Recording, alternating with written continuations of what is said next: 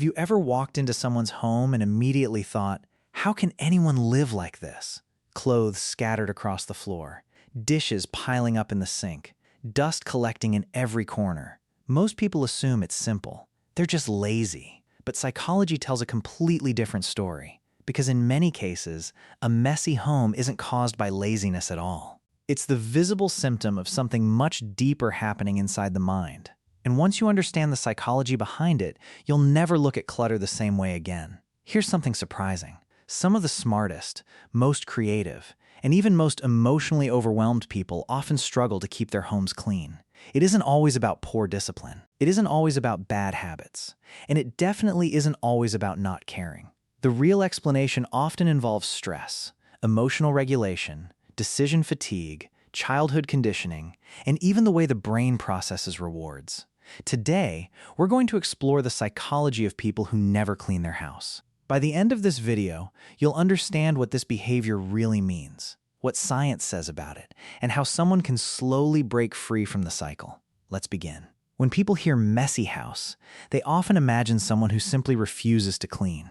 But psychology paints a much broader picture. For some people, clutter builds up slowly. A shirt gets left on a chair. A cup stays on the desk. A package isn't thrown away. Small decisions become tomorrow's problem. Then tomorrow becomes next week. Eventually, the mess becomes overwhelming. Others only clean when guests are coming over. Some constantly tell themselves they'll start later. Others genuinely don't notice how messy the environment has become. The key point is this: not everyone who lives in clutter experiences it for the same reason. The outside may look identical, but the psychology underneath can be completely different. One of the biggest reasons is emotional overload. Imagine your brain as a battery. Every difficult conversation, every stressful day, every financial worry, every family problem drains that battery. Cleaning requires mental energy. You have to decide where things belong. You have to organize. You have to plan. When the brain is already exhausted, even simple tasks begin to feel enormous. This is known as decision fatigue.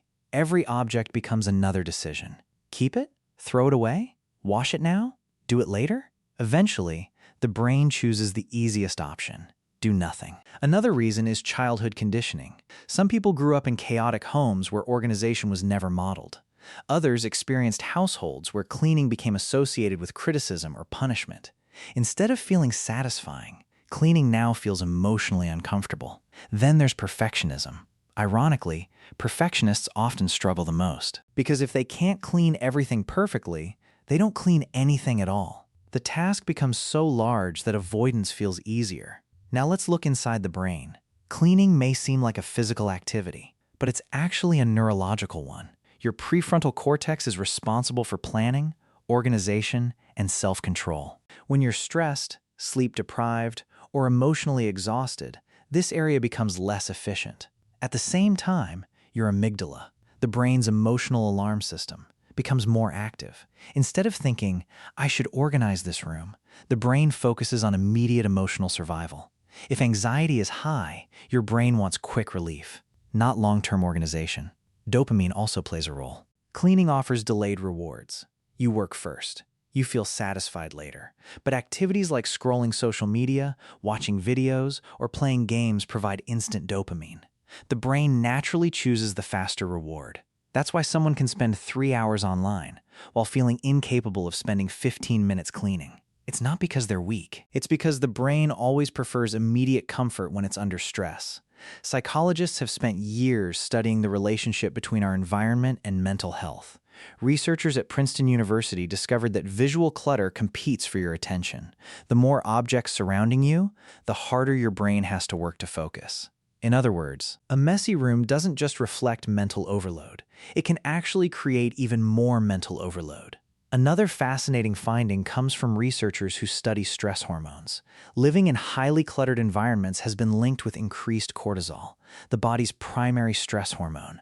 That creates a vicious cycle. Stress leads to clutter. Clutter creates more stress. More stress makes cleaning even harder. It's a psychological loop that feeds itself. Imagine Sarah. She works full-time. She comes home exhausted every evening. She tells herself she'll clean after dinner. But after eating, she feels mentally drained.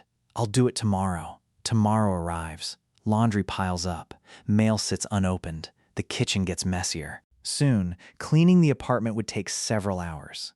Now the task feels impossible. Whenever Sarah looks around, she doesn't just see dishes. She sees failure. She feels guilty, ashamed, embarrassed. Ironically, those emotions make her avoid cleaning even more. From the outside, people think she's lazy. Inside, she's trapped in a cycle of overwhelm. Society loves simple explanations. Messy house? Lazy, disorganized, irresponsible. But psychology rarely works that way. Many people living in clutter are incredibly hardworking. Some excel at demanding careers.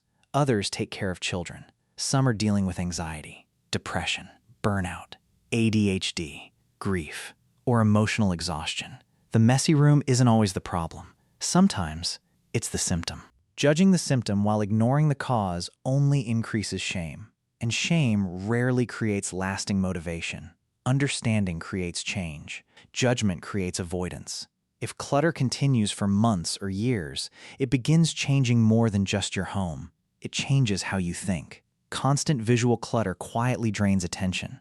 Productivity decreases. Decision-making becomes harder. Small tasks feel larger than they really are. Relationships can also suffer. People stop inviting friends over. Family members argue more. Partners misunderstand each other. Many begin isolating themselves because they're embarrassed by their living space. Then comes identity. Eventually, people stop saying, "My house is messy." Instead, they start believing, "I am a messy person." That's a dangerous shift because behaviors can change.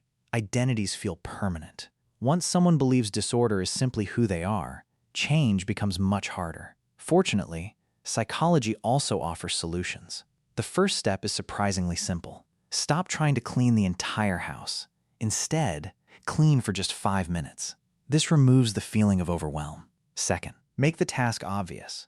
Instead of saying, "I should clean someday," choose one tiny target, one chair, one shelf, one sink. Third, attach cleaning to an existing habit. For example, wash one dish immediately after eating. Fold clothes before brushing your teeth. Small routines require much less willpower. Fourth, celebrate completion.